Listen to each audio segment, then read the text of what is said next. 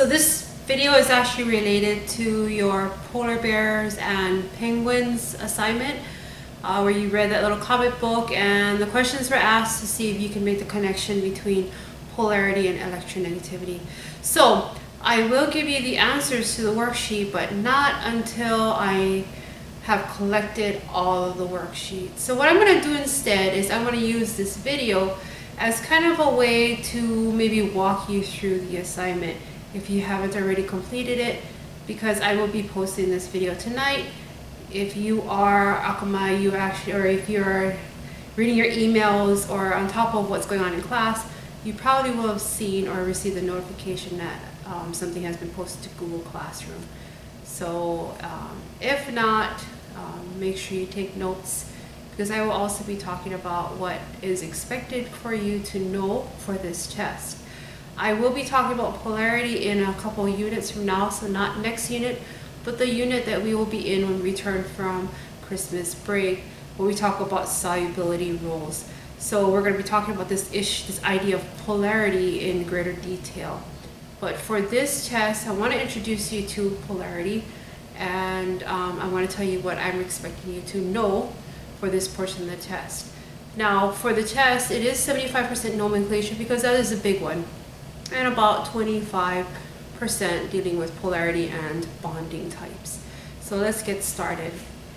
So the first thing I want to do is make sure that you have a working understanding of what polarity is actually describing. So polarity is a characteristic of having ends with opposite charges. So in something that is polar, you have, like a magnet has a north pole and a south pole. The earth has a north pole and a south pole. Those are examples of things with polarity. So anytime you have opposite ends of any kind, no matter what the opposite is, you have something that is actually exhibiting polarity.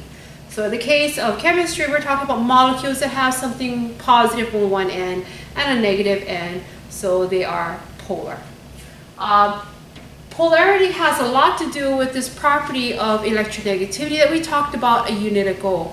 Now, just to remind you that electronegativity is defined as the ability of an atom, when it is bonding to another atom, to attract those or pull those bonding electrons. Because remember, it's valence electrons that come together to form bonds. Well, if those two atoms are each contributing some valence electrons to form the bond, sometimes there is enough of an electronegativity difference between those two atoms to cause those electrons to move toward one of the atoms over the other.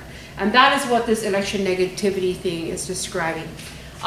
Just a reminder, you learned last class or last unit on trends that electronegativity is biggest on the right and smallest on the left of the periodic table. So your column 1 has the lowest electronegativity values, and your column 17, your halogens, have the largest. Your noble gases, well, we don't talk about their electronegativity because they don't generally form bonds. So their electronegativity values are never discussed. And of course, electronegativity values are highest on the top and decrease as you go down a column. So if you have oxygen, for example, in row 2 or period 2 and sulfur right beneath it in period 3, oxygen has a higher electronegativity value because it is further north. Of course, if I look at oxygen and fluorine, fluorine has the higher electronegativity value because it is further east or to the right. So just a reminder of the fact that you've seen electronegativity discussed before, or you've heard of the term before. So now we're going to put it in terms of polarity. So again, polarity and electronegativity go hand in hand, because polarity, in order to be polar, you have to have electronegativity differences. So you have to have that ability to pull electrons really, really hard from something else in order for the resulting molecule to have a positive end and a negative end. So that is polarity, and that is electronegativity. Now, on the test, you will be required to recognize 3 types of bonds. The first one being ionic bonds, and the second 2 being forms of covalent bonds. So we have 2 different types of covalent bonds, and they are differentiated based on electronegativity. So let's get to the definitions and we'll talk about it. Or let's get to the definitions and hopefully it'll make more sense to you. So when we started this unit, hopefully this is all in the camera shot. When we started this unit, we talked about ionic bonding. So we took a metal and we bonded it to a non-metal. And we talked about how your metals will lose electrons to complete their octet to become noble gas, like noble gases. They don't become noble gases because that is all in nuclear chemistry, but their configuration is noble-like. So they will lose electrons, metals will lose electrons, and non-metals have a tendency of gaining electrons. And what causes that metals lose and non-metals gain is electronegativity. Your metals tend to have very, very low electronegativity values as compared to your non-metals, which are on the right side and tend to be fairly high in electronegativity. So what happens in an ionic bond is you have a metal with a very low electronegativity value combining with a non-metal with a very high electronegativity value. And what happens is when they form those bonds, those electrons don't get shared. Instead, the electronegativity value is so great, the electrons get transferred. So what happens is your metals will lose electrons, your non-metals will gain electrons, and the result is your metals become positive, permanently positive ions, and your non-metals become permanently negative ions. So you have a cation and an anion, so positive and a negative.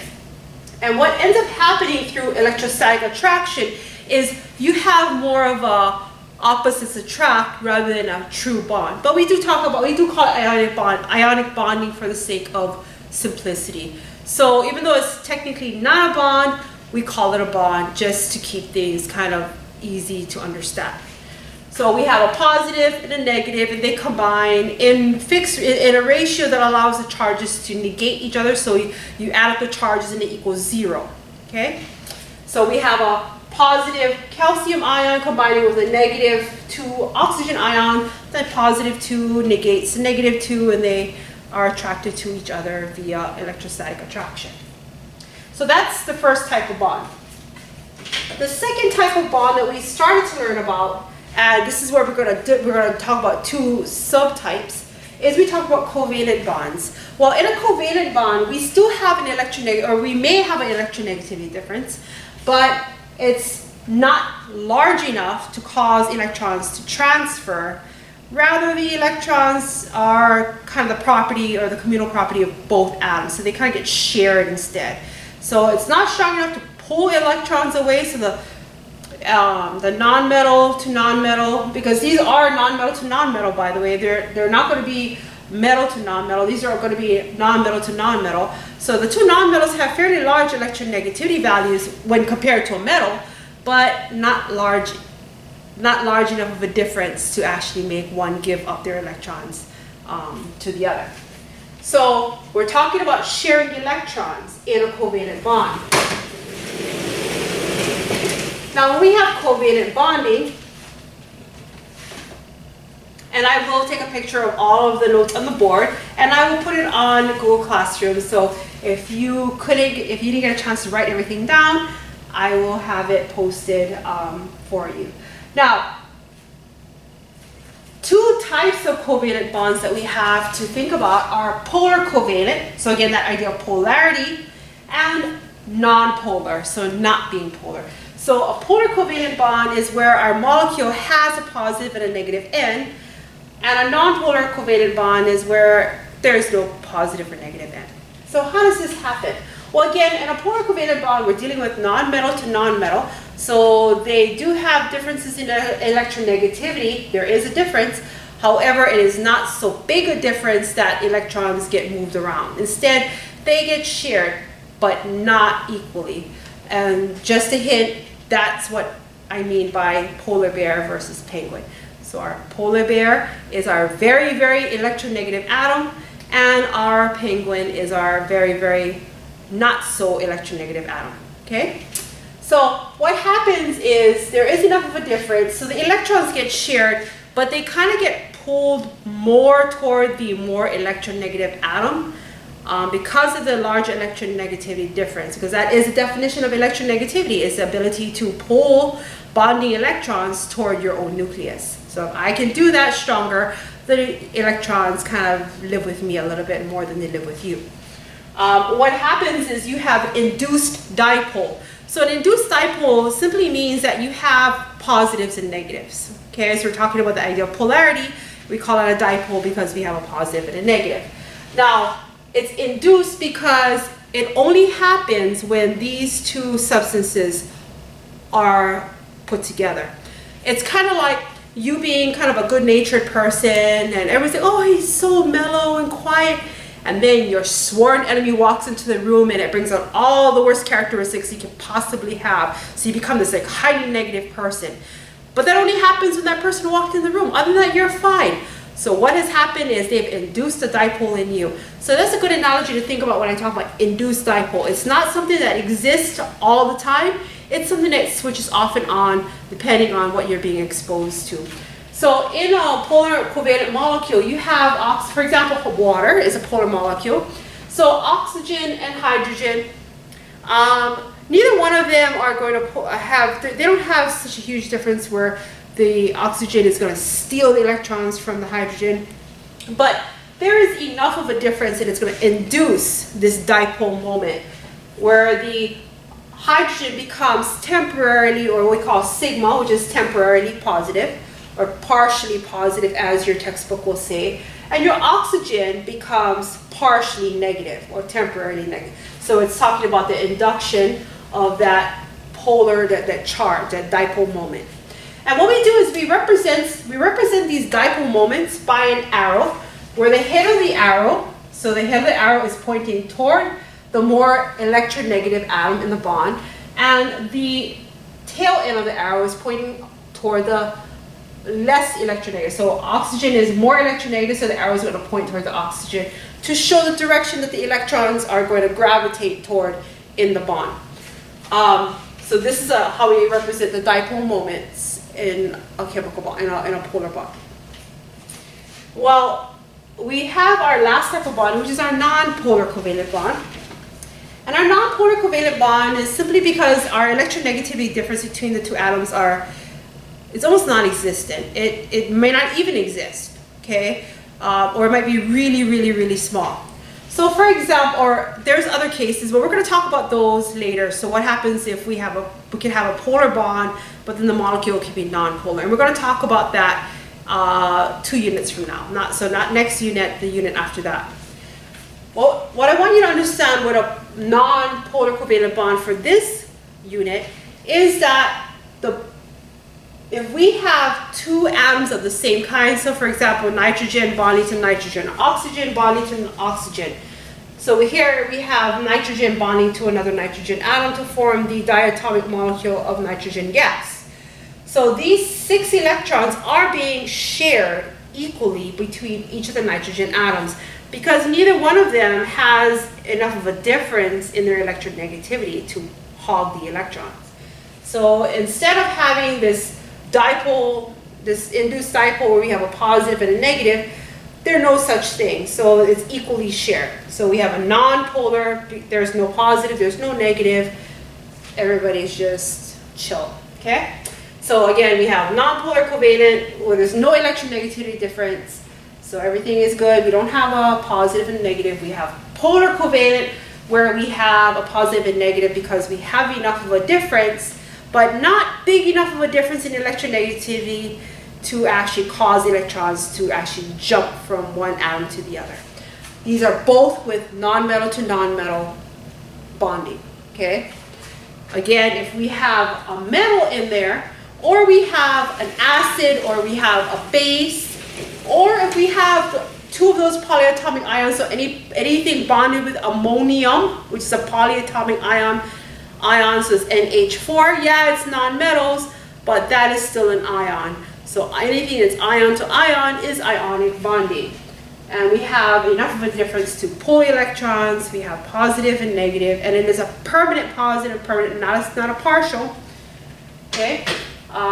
So So anyway, that is electronegativity and polarity, and I hope it makes sense. So what you are responsible for knowing for the test is if I give you two atoms, so for example, I give you calcium and oxygen, you should be able to tell me that, oh, calcium is a metal, oxygen is a non-metal, most likely going to be an ionic bond. Oh, I have carbon bonding to oxygen. Well, there might be enough of a difference without the negativity values. You probably will, electronegativity values, you're probably going to think it's polar, and that's okay. Now, if we're talking about diatomic nitrogen, so N2, nitrogen gas, there's no electronegativity difference. So it will be nonpolar. So that's what I'm asking you to be able to do on the test, is looking at two atoms, looking at metal versus non-metal, or non-metal to non-metal. Is it the same atom, or could there be a slight difference? Next unit, I will actually teach you how to calculate, and based on that calculation, identify it as polar covalent or non-polar. So we're going to build on this concept a little bit more in the next few units. So that's all I'm asking you to do for bonding. And of course, understand that ionic bonds result from electrons being transferred from metal to non-metal. That causes a positive and a negative, versus covalent bonding, which are where electrons are shared either evenly or not so evenly in the case of a polar covalent bond. That's pretty much the 25% of the test that is not nomenclature. So if you have any questions, again, see me when I return on Monday, and I hope this helped, and I will see you soon. Okay, hope.